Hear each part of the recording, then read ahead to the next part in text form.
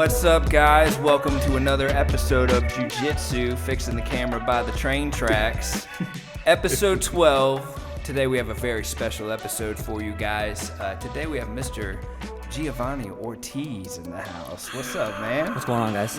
God, nice to have you, man. Thanks for coming out, making the trip. Yeah, I appreciate you guys having me. Yeah, so I'm Giovanni Ortiz, obviously, as he said. I'm 23 years old. I'm a black belt under Cliff Fonseca at One Nation Jiu-Jitsu. Been instructing for probably over 10 years, or been doing Jiu-Jitsu for over 10 years. Probably been instructing for right around about probably close to 9-10 years now. So that's what I do as for a living. So that's crazy, though. You're 23 and you've been instructing for 10 years. That's nuts. It's been a road for sure. How old were you when you started? So I was around 8 years old when I started training, and then obviously, like, you know, as a kid, you kind of just go in there and like you just learn jiu-jitsu, but like probably like around by like 11, 12 years old, I started taking it a little more serious from there. Why did you start? How did that happen? Yeah, so my dad actually got me in because he wanted me to start learning like more of like a self-defense or things like that. I started off doing karate at first, did it for like a year. It wasn't really my thing. And then we found jiu-jitsu, and then it's all history from there. Did you go through any belts in karate? Did you get your yellow belt? I probably went through I probably got the blue belt or something like that. Yeah. Break some boards? Yeah, broke some boards, got some experience, you know. That's good. As the Bokata start, that's when everybody started saying, I think I'll go do something else. Right, yeah. So it was like one of those things that I was just like, man, I don't know. I just didn't find it interesting anymore, so we ended up seeking other options from there. Now from the beginning, you've been a competitor, right? Like since you've started, like, did you compete at white belt as well, like when you first started? No. So just like around that like 12 to 13 year old time period, that's when I started taking it a little more serious. So like here's a funny thing. I don't know if I mentioned it to anyone else, but like as a kid, like around that age, I was thinking like, oh yeah, and I want to go do MMA and all this other stuff. But then I don't know, I just fell in love with jiu-jitsu even more, and so like I think where I found myself was trying to, I guess, offer to the community through jiu-jitsu. So like I saw how Cliff was or how he brought us up as kids, and so I kind of wanted to do the same thing as well. So, but yeah, that's why I stuck to jiu-jitsu right now. That's nice. Nice, man, and. Yeah, you look like you want to say something. No, I had a question. I don't want to interrupt you. I'm sorry. You keep saying we, so I was curious. Are you the only person in your family that trains, or is it your dad too? Well, yeah. So it was a little bit of like a family thing. So like my dad was training, and my older brother was training for a while too, and then my two youngest brothers are the ones that still kind of train here and there too. So nice. But the only person wasn't my mom, so she kind of made the excuse like, yeah, all you guys learned, so you guys can just stick up for me. I'll just sit back. Yeah, that's how it is in my house. My wife, she's the only one that doesn't do jiu-jitsu in the house, but she swears up and down, y'all just learn it and then come back and teach me. Right. Yeah, that seems to be a common theme. Now, you are you a single man? Are you married? Do you have children? Choir reminds me. I have one beautiful girl. She's 4 years old. So yeah. What's her name? Naomi. Yeah. That's a good name. Has she started training yet? She has actually. Yeah, she has. She loves it, man. Already shrimping. Yeah. Well, here's the thing too. Like I told Reese, because Reese is one of the ones that is at the Nation with the smaller kids. I'm like, yeah, man, she has all the horsepower but no torque. So like, it's like she'll like spin in circles and then like she'll just fall over. Like there's no drive yet. So I'm like, well, we'll get there. We'll get there eventually. So yeah, that's awesome. It's a patience game with kids for sure. Oh yeah. And you actually, this kind of brings up a good point. I became I think a fan of Gio after I saw this video here. I'm gonna bring it up and see if he knows what I'm talking about. Yes. So you know, it's my mixtape, man. You guys, that's the biggest hit I made. So a couple things just to kind of set the premise for what we're about to show everybody. But you know, right around this time, Old Country, was it Old Town Road or Old Town Road? Old Town Road. It was like one of the biggest songs that was out at the time, and And I was just building my school up and asking your professor, Cliff, like how to do a kids program because you guys just had it down. And seeing you with all these kids and seeing how creative you were with the video and changing the lyrics, we'll just go ahead and we'll watch it real quick here. That blonde hair was awful, man. Oh, I like the blonde, man. I just need to get a little fade, and that's it. They'll fix it up real quick. Yeah, we're gonna take our gi and our Nogi stuff. We're gonna roll till we can't. James hasn't seen this. I've never seen this. Really? No. Oh, you'll love it. I don't have social media, so this is. I got the ninjas in the back, faces getting smashed, arm is snapped in half. Shoes we should have tapped. Ninjas warming up, drilling is the way. Let's go partner up, pull hard every day. Pull hard every day. Yeah. Roll on, trying to get our roll on. We're just trying to get our roll on, trying to get our roll on. Riding on the bus, riding in the van, adult class in session. Who turned on the fan? I forgot my pants, I forgot my belt. Then go run 10 laps. I know exactly. Every single part of They that. all forget. Had to run 10 laps. I had to run 10 laps. Had to run 10 laps. Yeah, we're gonna take our gi and our Nogi stuff. We're gonna roll till we can't no more. We're gonna take our gi and our Nogi stuff. We're gonna. Hey man, this is awesome. Yeah, man. Who made the lyrics? I did actually. Yeah. It was in the course of a week, I think, that I did all of that. From the very start, had to teach the ninjas how to do some fancy takedowns. How could you ignore half the body from the waist down? Yes, yes. Lapel chokes is where it's at. Kids love this, I'm sure. Yeah. Oh, dude, they love it. They love it. We're gonna roll till we can't. Yeah, we're gonna take And they doing every Fortnite dance they know. Oh yeah. Busting the best move, man. we can't no more. We're gonna take our gi and our Nogi stuff. We're gonna roll. That's his dog. Yeah, yeah. She's big now. Man, that's almost 2 years ago. Wow. Almost Dude, 2 that years is ago. awesome. Yeah. How many, I mean, what was the final count on the views on that video? Do you know? I don't even know Man, if I can honestly, pull it up. I know for a fact we had a lot of shares for that. Did you put it on YouTube by chance? I believe so, if I'm not mistaken. It should was- be on there. If not, but yeah, man, I had guys that like from even like Atlanta that were sharing, or like North Carolina or something like that. So like Oh, they that's like, awesome. and like I'd seen this comment from this one, or I'd seen someone that I know share that video. And commented below, or I saw one of their comments below, and it had made someone's day. I was like, man, that's what that's why I like hope for, like at least to put someone's having a bad day or so, like hopefully that like kind of puts a smile on their face too, you know, seeing all those kids in there and doing all that. So it was fun, man. It was fun. You got to have a sense of humor about what we do for a living, because it's not a real job. I mean, it's a real job. It's a real job, but It ain't that kind of job. Well, speaking of real jobs, did you ever work anywhere specifically outside of Jiu-Jitsu Nation, or One Nation rather? So Wendy's. this wasn't. You're right. This wasn't my real job, but this made me realize like I love doing what I do. So like I think we were closed one day. It was like probably like 9 years ago or so. I was like probably like 15 or something like that. And my dad sent me to go work with these guys doing roofing. This was over the summer. Ooh. And yeah, I did it for a day, and I was like, yeah, fuck that. Yeah, right? I ain't doing that shit for a living. Oh, so God. good money, man. It's good money, but man, it really sucked. So I was like, man, I was grateful for what I'm done for myself. You know, kind of like I already knew what I wanted to do. So Awesome. good stuff. Yeah, I don't want anything to do with roofing in the summertime. Forget that. So do you ever find it tough to balance, your life as a competitor, instructor? I don't know how many classes you teach or how big that load is. Also, obviously raising a daughter as a single dad, that's a lot of stuff going on for you, man. Yeah, man. I think the most important thing for me is having that support group. So I think having like the best people around you for sure and helping you out is what is the most important part. So that's probably like the biggest reason why like I'm still able to do what I do.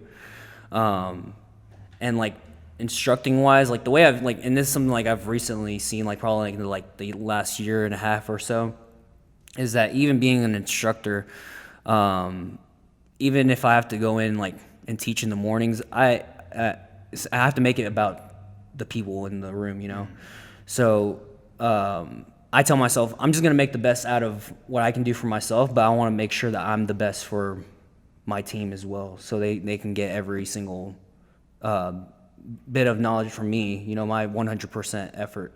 I think that's important. So if you want to build up like a really good team, you have to give a lot of yourself, if that makes sense. Oh yeah, so. No, 100%, man. And I was just thinking about that. I'm like, you know, there was times where when I was first trying to build this thing, and I didn't feel like teaching the class, or I was just like, nobody's gonna show up. You know, it's like my first year into this thing, and you know, but you have to like, man, somebody might need me, you know, like to teach them a class today, and when you take yourself out of that equation, it's amazing how much more enjoyable it is, you know, to give yourself to the class, you know, and not make it about yourself all the time. I think that mentality helps build the culture too, though, because the more they can pick up that, hey, he's not doing this to me, he's doing it for me. Right. People are more willing to invest more themselves into it too, because that was one of the first things I picked up on Jeff is I didn't get the sense that I was here to pay him. I was getting the sense that I was here to make myself better. So. Right. Yeah, and like one other thing too, man. Like just to try to kind of stay on the subject. I don't know if I'm going off a little bit, but it's one of those things that like everybody that goes into the door, I always tell them, like even on their first day, I'm like, hey, everybody that comes into the door has their own goal. Like we don't all have the same goal. Like my goals are related to like competing and stuff. Whereas in like maybe this person's goal is maybe to lose weight, or this other person's going through a rough patch in their life and going through like depression. They need some sort of outlet.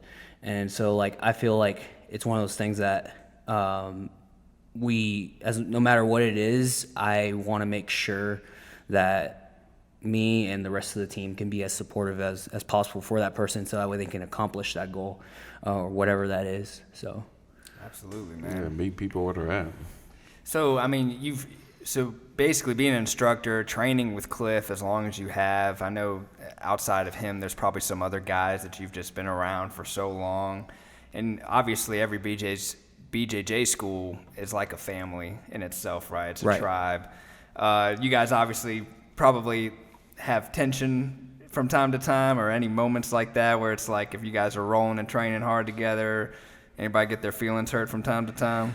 Man, I want to say it's more of like a family. It's like that kind of like you get in an argument with your like brother or something, you know. It's like that sometimes, you know. There's never like, I don't think there's ever like a perfect relationship or a perfect friendship or anything like that, you know. So one person's gonna get more upset than the other.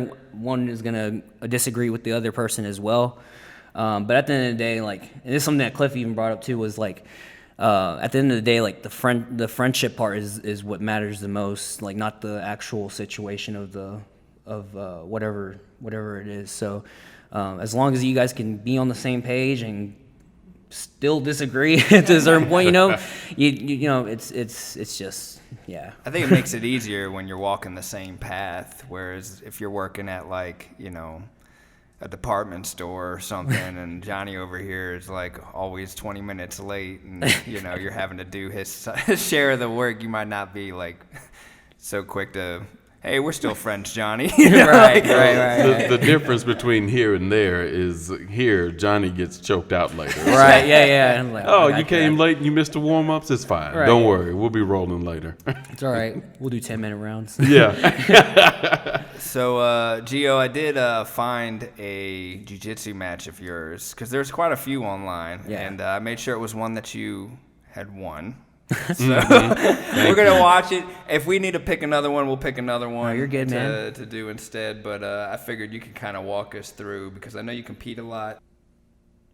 Do you remember this match pretty well? I do. The one thing I'd always, and I probably still do, is like, Kimura trap, yeah. yeah, it's my Kimura trap stuff. Yeah. I love. That was probably like one of my main things was like playing that Kimura trap series. So I always wonder with people who compete all the time, like especially if you see a match of yours on YouTube, or you're just like, oh, I barely even remember doing that one, or does it start to come back to you? Like, do you feel like when you watch yourself in a match, are you all of a sudden mentally like thinking about what you were doing in there, like what you would do differently, and all those things? So start yes, coming through? I'll go back. So like I'll go back to some of my older matches too, and I'm like, why was I doing that? What was I doing? What was I thinking? Yeah. Like that right there. Like, what was I doing? I know I was trying to roll for that Kimura, but knowing well, like I didn't need to do all of that. Well, being a young guy too, you're trying to make a show, man. You're trying to make it. You Right. know, I got to make it make it entertaining. flashy, and you got the ability to do so.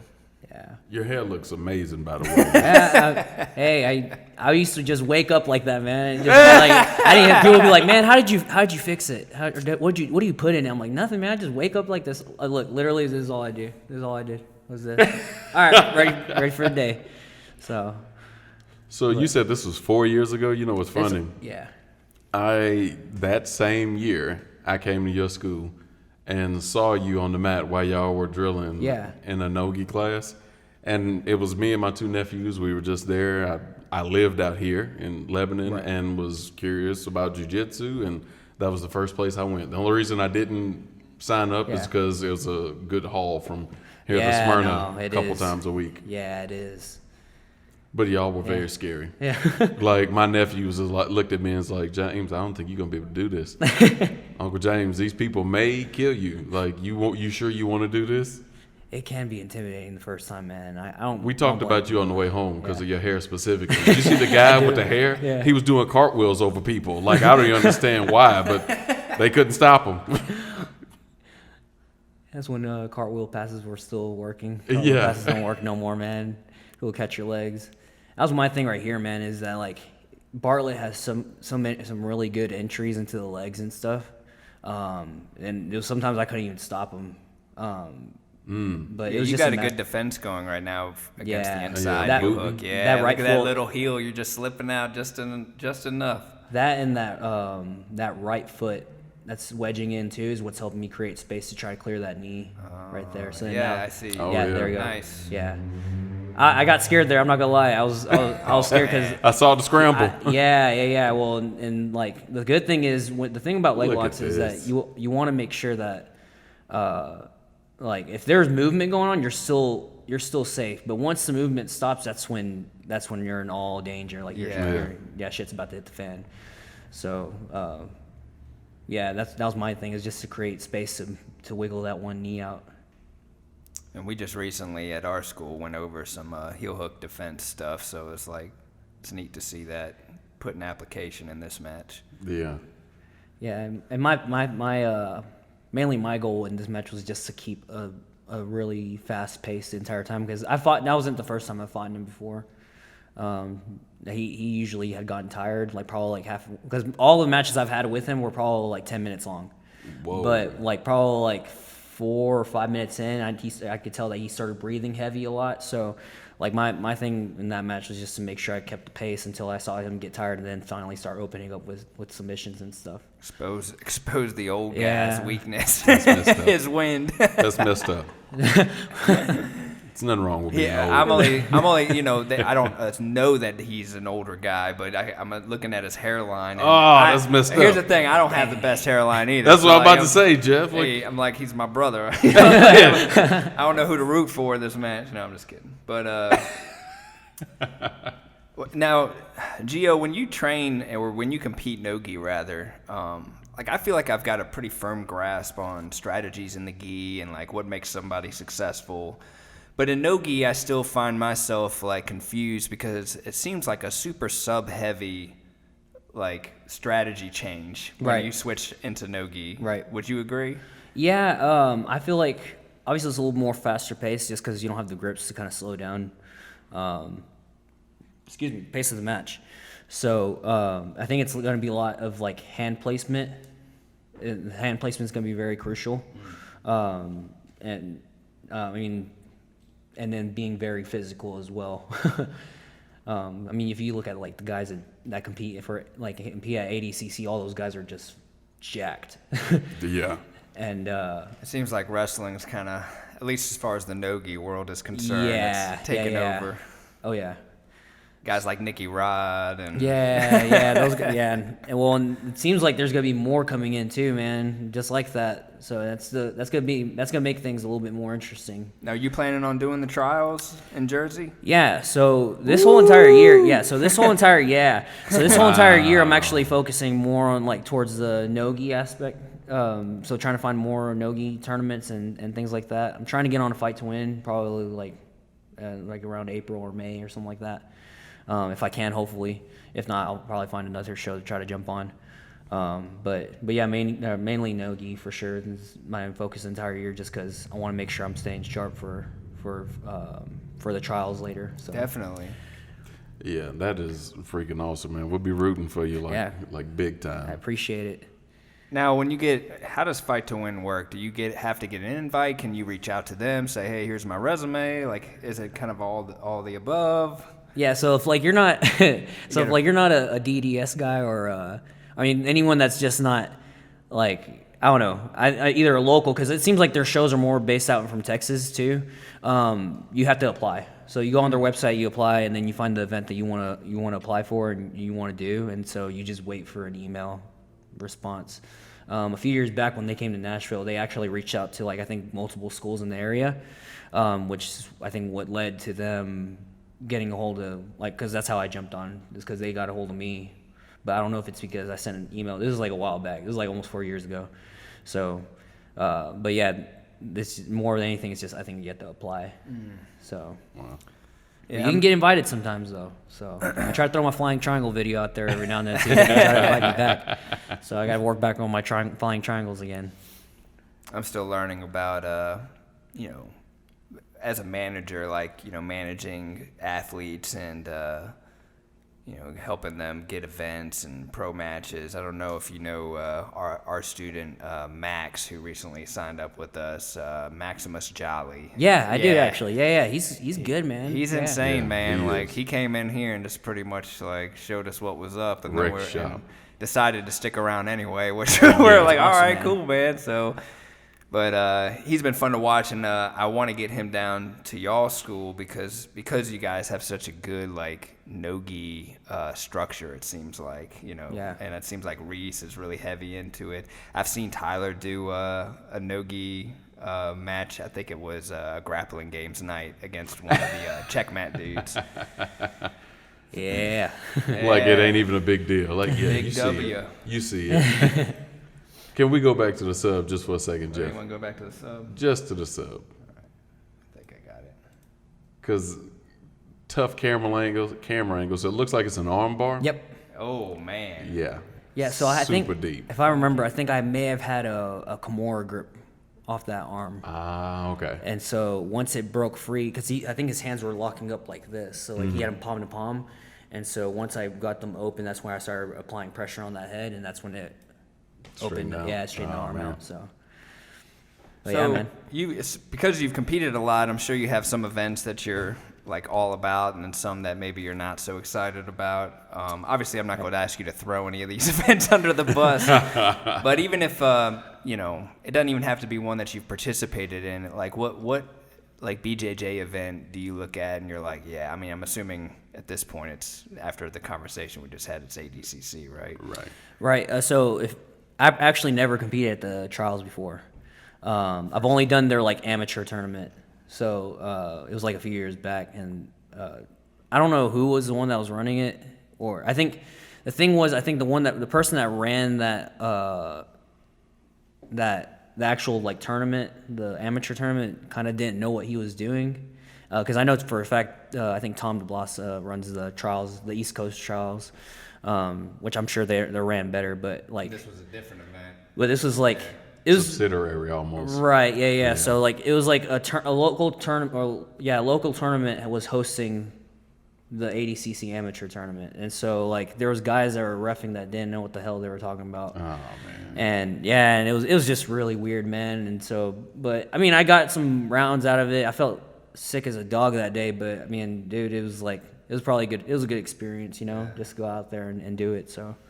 Yeah, we've had our fair share of tournaments where the refs probably could have been better selected. Right, yeah. We had one student who was in an arm bar or a Kimura, and the ref, instead of looking at the arm, was looking at the kid's face.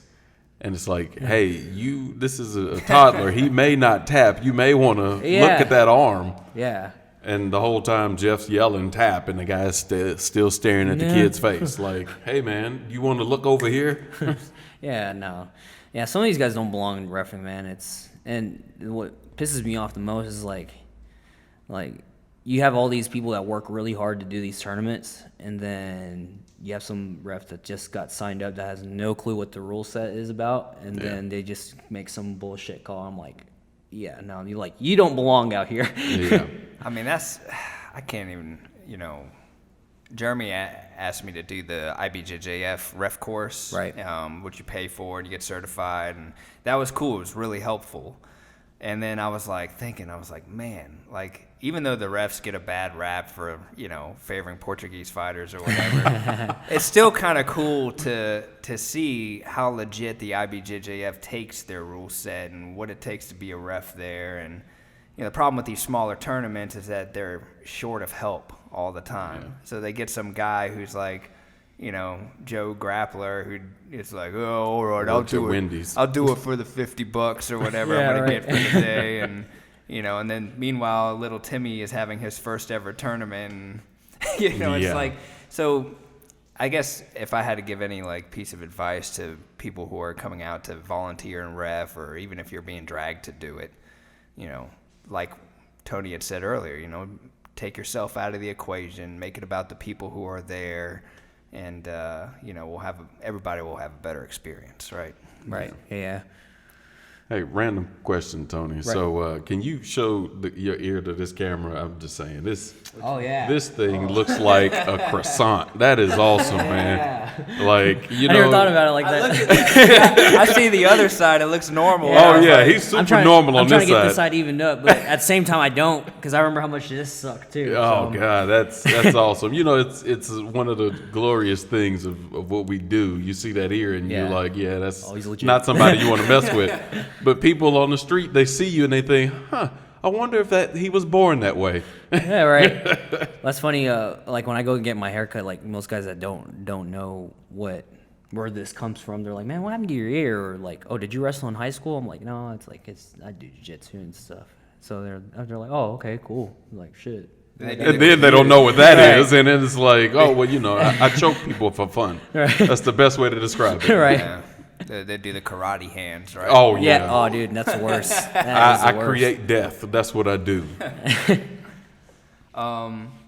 So, okay, as far as BJJ athletes, coming up, who did you like to watch? Who do you feel like you emulated? Man, I'm trying to think. I watched a lot of Buchecha because that's when I started competing around that time. So Buchecha was just he was actually around my age. Is he really? I am now. He was around my age. He was 22, 23 at the time, and so that's when he was he had just gotten his black belt, and he was just tearing everybody up, winning everything. So that's probably who I watched the most. And then I want to say Lange for sure, Michael Lange, because I played a lot of Spider back then too, and so I watched a lot of his stuff. Jeremy Aiken was a Michael Lange fan. He came on here and was talking about that too. Yeah, Lange's good, man. I know he retired probably almost 2 years ago now, but man, I just love the style of his guard. He get double try to get double under pass. And just get his legs thrown over his head, just bounce back like nothing was going on. That's what he did every day. I was like, man, I want to be like that. But I was like, man, how's my lower back gonna feel in 10 years after that? So I'm like, but man, I just loved his style, man. It was pretty good. You said you started off wanting to do MMA and stuff. I was the same way, and but when you train MMA and you start taking shots and Yeah, you're get like, hit in the face. I love jiu-jitsu all of a sudden. Yeah, everybody's got a plan until they get hit in the mouth.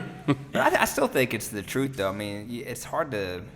You're always gonna have those strikers who are like, "Yeah, man, I just gotta train my sprawl, and then I'm safe." Right, You know? you're safe. It's like you're not.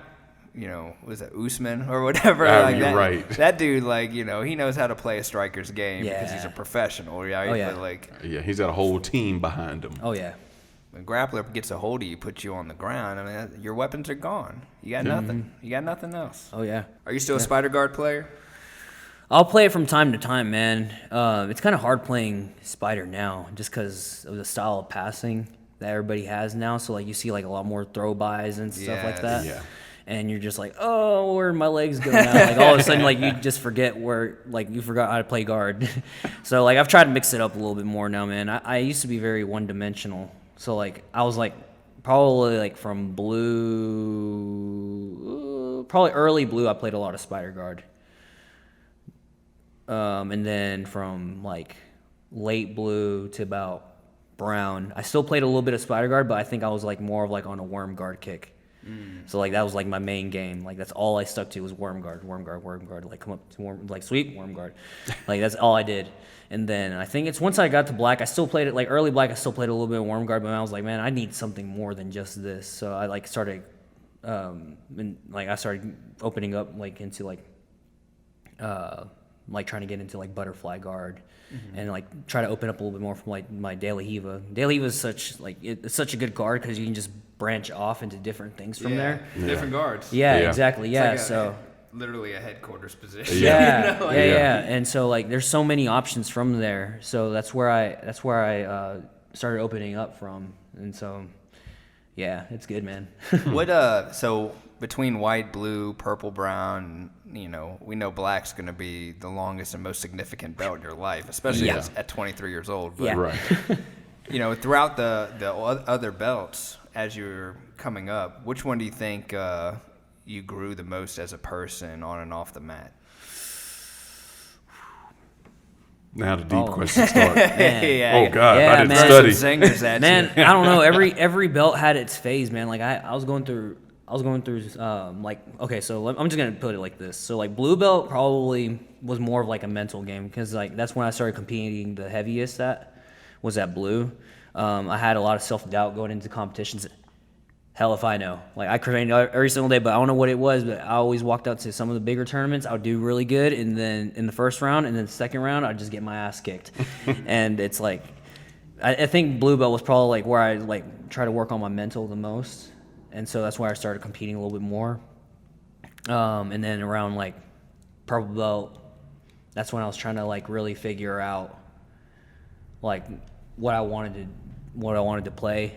I think probably purple and brown were probably the same exact thing. I was trying to figure out what style helped me out the most, and then black belt's probably been where I think honestly I've grown a lot more at black. Sorry, so black belt's kind of like helped me open up just because I realized that I can't play a one-dimensional game because guys I'm going against probably been sitting in the black belts for probably 10 years or so. So like, Some of them, yeah. Yeah, so like just sticking to one game isn't gonna help me out. I got to make sure that I'm well rounded in all areas, So I think by the time you're coming up on 27, that's gonna be your prime, man. Like that's gonna be the time where like things just come together, because that's like Old man strength you starts get kicking that old man strength starts kicking in around then. Then you start your intuition is better because Right. you're wiser. You've Yeah. seen the same patterns that people play before. Your patience is better.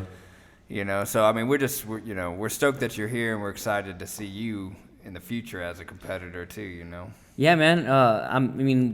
Especially man, because now I've definitely taken I feel like at black belt too. I've taken my training a little more serious too. Where like I was drilling a little bit before, but not as much as I am now. And so like I feel like doing the drilling and then adding my strength and conditioning too is definitely going to help me boost my game up for sure.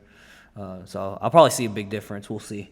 Yeah. What do you do for like your strength and conditioning? What's your like a normal weekly routine for you? Yeah, so I actually go with old Sam Ives. to his place. So Oh, I go nice. out. Okay. I go down to his place for probably like 3 times. I actually just started with him like 3 weeks ago. Nice. But I was doing my own thing at Gold's for a little bit. I was just like looking up workouts and doing my own thing. But like I was talking to Reese, and Reese kind of talked me into going to his place, and I was like, all right, cool. I'll just go ahead and see how it is. And then I was like, first day I was like, all right, I'm doing this. I'm going with him all the time. So that's who I go with now is Sam's. But I usually go like Tuesday, Thursday, and Friday. He does like legs on Tuesdays, and then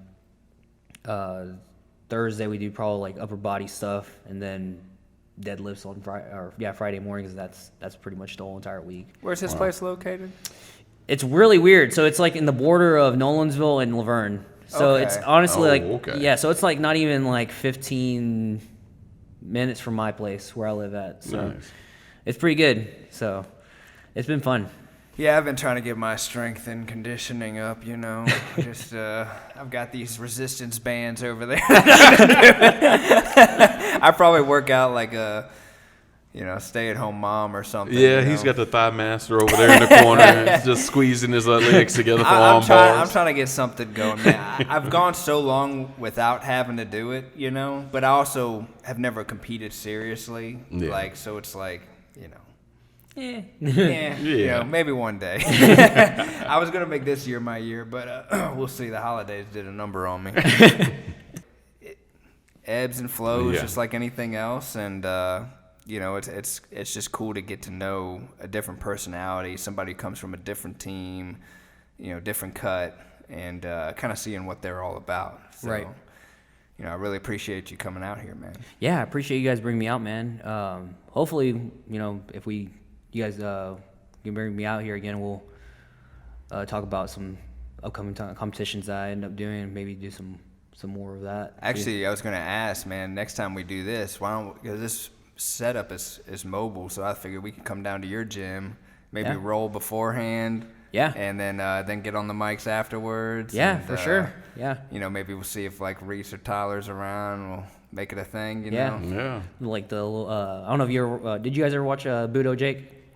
Budo Jake. Yeah, Budo Yeah, Jake. He's a YouTube guy. Yeah, he I used see. to. That's probably used to be like the old like streaming. This was like before Flow Grappling and all that. Like, Yeah. that was the main guy. Like he put out like content. Like it was like news and Yeah, all kinds yeah. of stuff. Budo Jake. yeah, Budo Jake. look it Yeah, up. but I yeah, think do he something like liked- that. Yeah. I think he liked one of my Instagram posts. Oh, one nice. time. I know Stephen Kesting definitely did. I remember that. Henner did too. Josh Henner. Josh Hinger. Hinger, yeah. Henner. I was like, Henner? Gracie? No. No. Josh Hinger. You like that We big got head. this list of like big names in jiu-jitsu that Yeah. we want to talk to. But really, we're just like, well, let's just stick with who we have locally. Let's Yeah. just say, Right. let's just see, exhaust everybody, and then maybe come back around. But, it's just for fun, man. Like, if we start taking this thing too seriously, then it becomes work, right? Yeah. Right. It's almost like overthinking it. Yeah. That's how I felt. Honestly, that's how I felt my first podcast. I was trying to I was like, man, shit. Like, what if I'm like just sitting there the entire time, like I'm not really like saying anything, like I'm like here sweating fucking bullets, like the entire time. I'm like what should I talk about next? Like, cause I've watched like some of Joe Rogan's podcasts too, and I'm just like sitting there like listening to you. I'm like, dude, these guys like. They know what they're fucking talking about, like Right. Some what if I deep get on there, intellectual like, conversations. Yeah, they'll get off the top of their yeah, heads. and Like, I'm like, good Lord. and I'm like, shit, like I'm not as smart as I thought I was. Nah, I'm just playing. No, I'm playing. I think it's like one of two skill sets, like the ability to ramble and believe yourself first. So I think when you believe your own bullshit, more people are likely to believe it too. That sounds right. Like, He sounds confident, so it should be right. Shit, they'll have you believing the Earth is flat. Oh, God, yeah. Dude. Yeah. Those folks. but then too, just being, having that kind of like fuck it attitude where, like, you are who you are, man. Right. Like, Yeah. this is how I am. Take me Yeah. or leave me. Like, either way, I'm gonna go about my day. I'm gonna live my life. Yeah, you ain't got to buy. If You ain't gotta if you're watch not this. buying, You ain't keep gotta driving. like my Yeah. stuff. You Yeah. know. Which that thought in itself is really empowering, like Right. when you get nervous, especially with tournaments, right? Yeah, You yeah, start yeah. thinking about what if I lose, what if I this. As much as you've competed, I'd be surprised if any of those thoughts even enter your mind anymore, really. No, man. It's like clockwork, you know. You were talking about like how you always did well your first match, and then the second match would always be tough. Yeah. And I'm like, that makes a lot of sense. That is where that mental preparedness and toughness comes from, because you're exhausted after that first match. Yeah. So you have to really reset and be like, this is the first match again. You know, Yep. we're gonna rinse and repeat. Depending on what tournament it is, you may have 2 minutes, and others you may have 10. But Right. It's that moments of lapse you have between match to match. That could be too long or too short for you, man. It's crazy. Yeah. More than anything, I think for me, like, it's going back out there and facing people has been. I don't know what it is, man, but I think I get more fired up going out there against people that I know that I've gone against before and lost to them before. And so, like, in my head, I'm just thinking, it's like, it's not the same. I'm not the same person. I'm be ready for what I got for you. So, like, I get fired. I fire my own self up a little bit, you know? Have you had some like major redemption from tournaments facing people that have beat you in the past? Oh yeah, man. Even like I think probably like more than anything, I think it's been more like brown and black for sure. Seeing these guys and then really Yeah. like tuning them up this go around. Yeah. So like, That makes sense. yeah. I like that. Yeah. So it's good, man. And all those guys are awesome guys, man. They're really good. So like I never underestimate any of them too. So I'm like, Well, they give you the platform to do it on, right? Oh, I mean, for it's sure, like for your, sure. Your opponents are why you're able to go out there and Right. showcase what you do, you know? right, yeah. Everyone that goes out there, man. That competes at the high level. You know, they're all working their asses off every single day too. You know, so it's important not to underestimate them too. You know, so Where's the furthest place you've traveled to compete? Out of the States or within the States? probably within the States. But I remember one year. I think it was probably at Blue. Honestly, it was the first time I competed. First time I went up to New York and competed up there. Nice.